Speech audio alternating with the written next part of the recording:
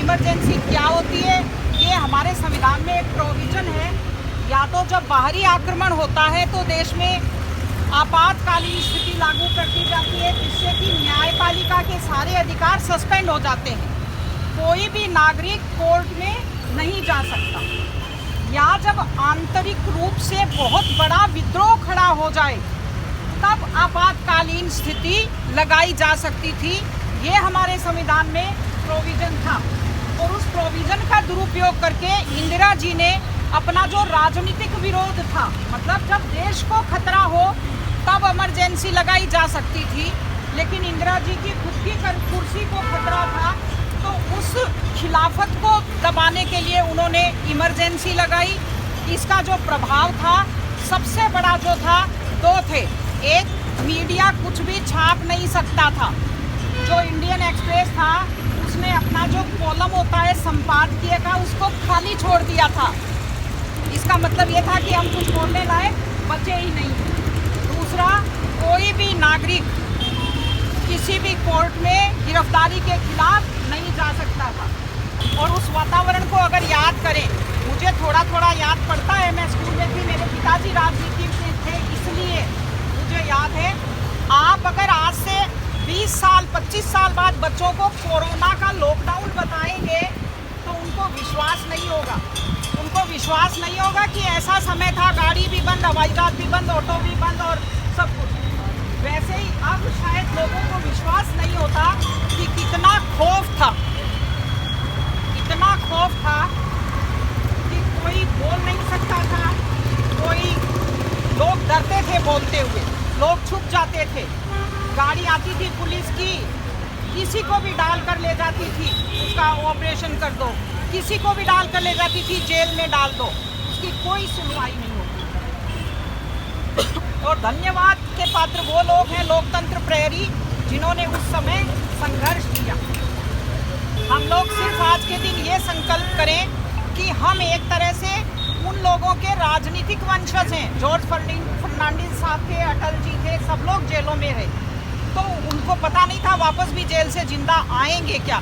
ये तो इंदिरा जी को लगा कि मेरे अनुकूल माहौल है, क्योंकि खिलाफ तो कोई बोलता नहीं था, तो उन्होंने चुनाव की घोषणा कर दी, इसलिए वो लोग जेल से वापस आ पाए और उसके बाद कांग्रेस हार गई। अगर उस समय इंदिरा गांधी को पता होता कि मेरे खिलाफ अंदर ही अंदर वातावरण है तो वो चुनाव करवाती नहीं 1-2 साल, सबके कार्यकाल बढ़ा दिए गए थे। तो हम लोग उन लोगों के वंशज हैं, राजनीतिक वंशज।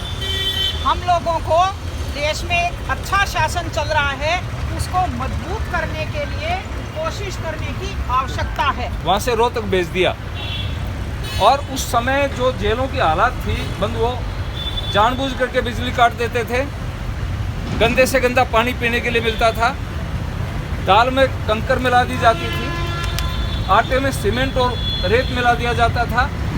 ये परिस्थितियाँ भोजन की मैंने खुद 10 महीने भुगती हैं। ये परिस्थितियाँ थी और देश की आज़ादी के लिए जिन लोगों ने काम किया था, दिल्ली में 2 अखबार निकलते थे, एक उर्दू मिलाप था, एक वीर अर्जुन था।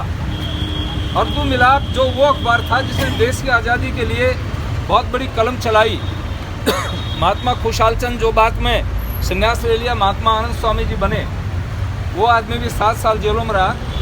उसका बेटा था रणबीर जो अर्जुन का संपादक था, उसको 1942 में सज़ा हुई और बाद में 46 में उनको फांसी की सज़ा हो गई। लेकिन संयोग ये हुआ कि सुप्रीम कोर्ट चले गए और सुप्रीम कोर्ट जाने के कारण वो मुकदमा कोर्ट में चल रहा था, उसको स्टे कर दिया सुप्रीम कोर्ट ने और फिर देश आज़ाद हो गया। नहीं तो रणबीर भी फांसी पर चढ़ जाता। उस रणबीर के अखबार को ख़त्म कर दिया गया, रणबीर को जेल में डाल दिया। महात्मा खुशहाल जी जो महात्मा आनंद स्वामी थे उनको जेल में डाल दिया, अनेक अखबारों को सीज कर दिया, बंद कर दिया और वीर अर्जुन तो उसके बाद में उठ ही नहीं पाया, उनकी सारी संपत्ति को कुड़ कर लिया। ये हालात थी और 18-18 साल के बच्चों को उठा करके जेलों में डाल दिया, उनकी नसबंदी कर दी गई।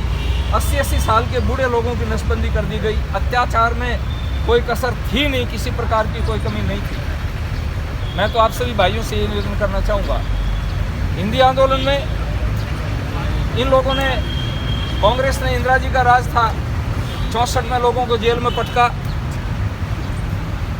जेल में डाला उसके बाद में गोरक्षा आंदोलन आया। उस गोरक्षा आंदोलन में लगभग 250 साधु सन्यासियों को कत्लेआम करके और यमुना में बहा दिया।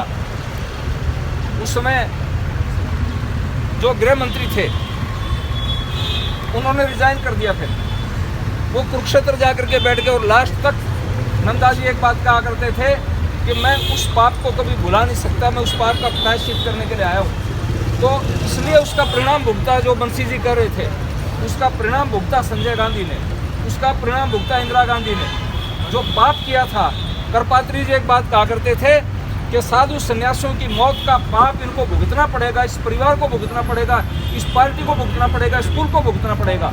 तो वो आज वो पार्टी भुगत रही है बंधुओं। बस अंतर इतना ही है कि पांडवों को मारने के लिए अर्जुन जैसा सारथी और कृष्ण जैसा सारथी और अर्जुन जैसे योद्धा होने चाहिए। तो आज माननीय नरेंद्र मोदी के हाथ से कांग्रेस का टुकड़ा साफ होना निश्चित है, मैं आपसे निवेदन करता हूँ। तो इसलिए अपने को, अपनी पार्टी को सशक्त करना है, मजबूत करना है, यही मेरा आप सबसे निवेदन है। बहुत बहुत धन्यवाद।